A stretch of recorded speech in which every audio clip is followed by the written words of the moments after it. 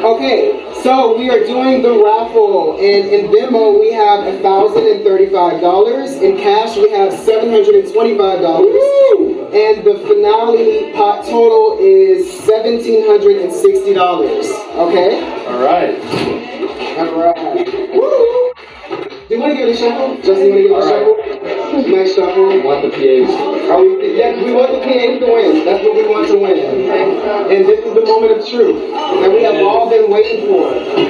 Dion, you might want to come closer. Emily, you might want to come closer. What do we have? Who is it? PAs! Oh my God, let's see the ticket. And it's from Justin! Okay, so congratulations to all the PAs. And the all the PAs.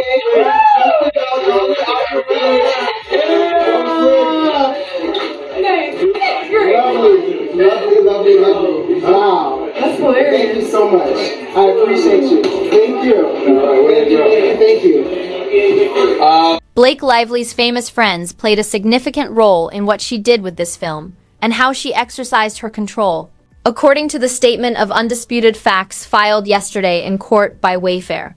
This statement presents what they claim are the verified facts based on the evidence they have. Blake will have the chance to respond and refute these claims. But questions remain, especially about the text messages between Blake and Taylor.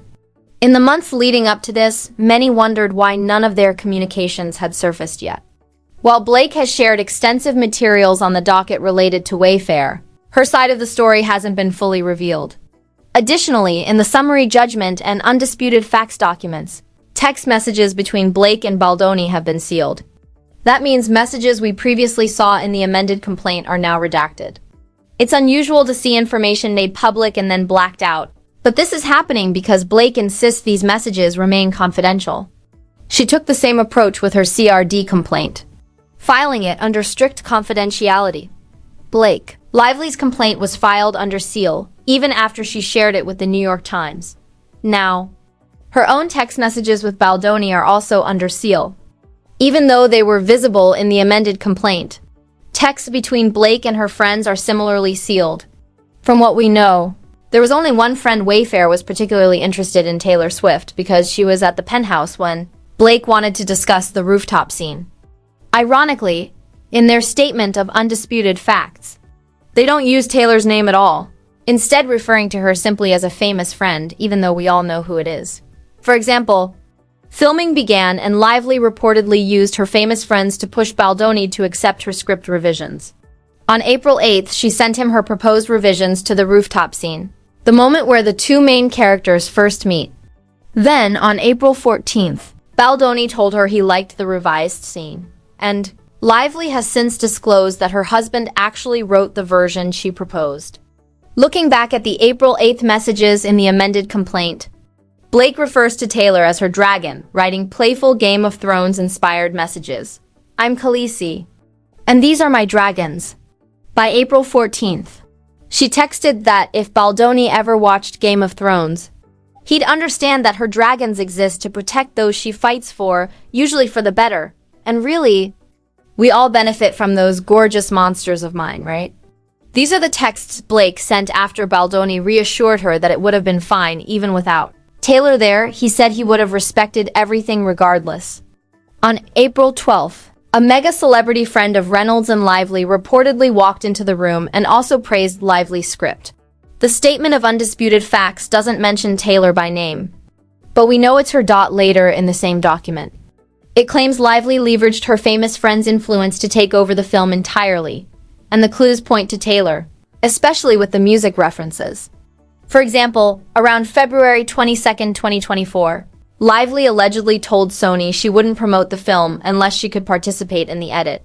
In the following weeks, she reportedly kept her famous friends informed and did not hesitate to disparage Baldoni within her Hollywood circle, describing him negatively in texts. While Blake had texted multiple friends, Gigi, Alexis Bledel, America Ferrera, Amber Tamblyn, and others, the documents indicate that the only friend Wayfair was focused on was Taylor Swift. References to these April texts show Blake actively communicating with her friends about Baldoni throughout this process. Blake reportedly urged redacted as well. as her famous friends redacted all part of exhibits that remain under seal. For example, in an April 26, 2024 message, Lively responded, redacted. From what it appears, she could have been strategizing with her friends about how to influence and gain control over the film, a move Wayfair had suspected all along. Though Taylor Swift had denied involvement, we also know that Bradley Cooper and Hugh Jackman were involved in screenings of her cut. These names were disclosed by Lively herself. So it seems she was seeking advice and influence from her network while simultaneously disparaging Baldoni to them, ensuring they didn't like or trust him. It painted her as a kind of Wonder Woman stepping in to save the film from disaster, though there are even references to her disparaging Baldoni at the premiere with her famous friends. Hugh Jackman attended the premiere, while Taylor Swift did not. It's unclear whether the sealed text messages we'll eventually see will be from Taylor, Hugh, Bradley Cooper, or others, but given the redacted references to the rooftop scene in the summary judgment, it seems likely that at least some of Taylor's communications will eventually surface.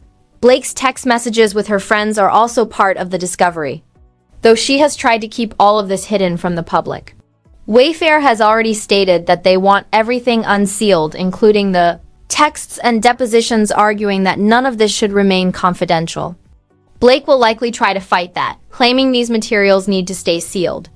We'll see how that plays out, but it's clear the texts exist and include references to Taylor Swift.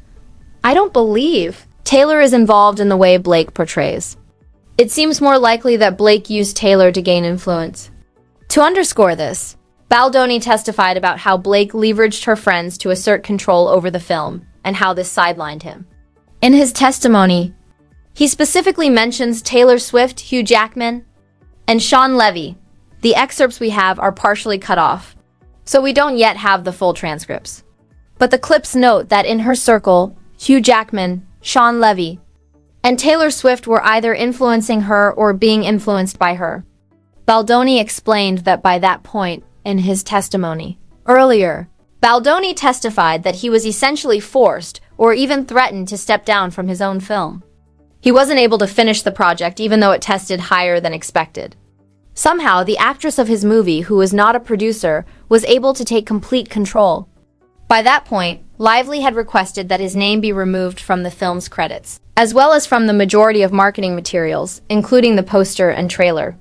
Baldoni also noted that she worked with Taylor Swift to secure the song she wanted in the film, a battle he assumed he couldn't win. He described how the cast had unfollowed him publicly just before the movie's release, all in unison, and how his agency threatened him that if he didn't release a statement, the gloves would come off. From this, it appears that Taylor had some level of influence, with Blake strategically using her famous friends as leverage. The text messages show Blake complaining to others, coordinating behind-the-scenes moves, and using her connections, Taylor, Hugh Jackman, Sean Levy, to increase her influence. Because she could bring these stars to the premiere or involve them in the film's promotion, she became more valuable to Sony than Baldoni, who couldn't call on that level of star power. From the evidence so far, it's clear Blake systematically leveraged her network to gain control, influence the creative process, and sidelined Baldoni, all while using her friends as tools to strengthen her position. So far, there's nothing in the evidence to suggest that Baldoni is lying. Everything he's presented indicates he wasn't acting the way Blake claims. That raises the question, why wouldn't Taylor have been involved in these conversations? Whether she knowingly participated or was simply giving advice to a friend, it ultimately doesn't matter. Her music ended up in the film. Blake claimed the budget didn't allow for the song she wanted from Taylor, so they had to call in favors to make it happen. It's unclear how much of that is true, though Taylor was likely paid a licensing fee. Insiders have said that Taylor wanted a specific composer involved, not her own, but someone who had worked on Deadpool and Wolverine. That likely involved Ryan, Sean, and Hugh. Meanwhile, the film's original composed score was completely scrapped, replaced with a soundtrack of Blake's preferred songs and a new composer. The reasoning isn't entirely clear, though part of it may have been to secure PGA credit. Along the way, Blake was clearly consulting her inner circle Taylor, Hugh, Sean, and Ryan, who, in Sony's eyes, were far more valuable than Baldoni. Baldoni, for his part, seems to be a sensitive, dedicated individual with a vision for the film. He worked tirelessly to execute that vision, only to have it systematically dismantled. He relented repeatedly, accommodating Blake's influence. Even as his creative control was stripped away, he relented, acquiesced, and kept accommodating, and during that entire time, Blake was using her famous friends to bolster her position. And now we know exactly who those famous friends were: Hugh Jackman, Sean Levy, and Taylor Swift. All of this leads me to believe that Taylor did have some level of involvement. Maybe she gave advice, maybe she had opinions about how her music was used, or how it should appear in the film. If Blake can call Taylor her dragon, then Taylor could just as easily see Blake as hers. And if Taylor wants her music presented in a specific way, which she has every right to decide, she may have influenced more than we realize. Sony certainly benefited from that influence. Look at the explosion of publicity when Taylor's song appeared in the trailer. Meanwhile, Baldoni is being removed from the trailer entirely, while Blake is privately discussing him with her friends, Taylor included. This is why I hope Wayfair's request to.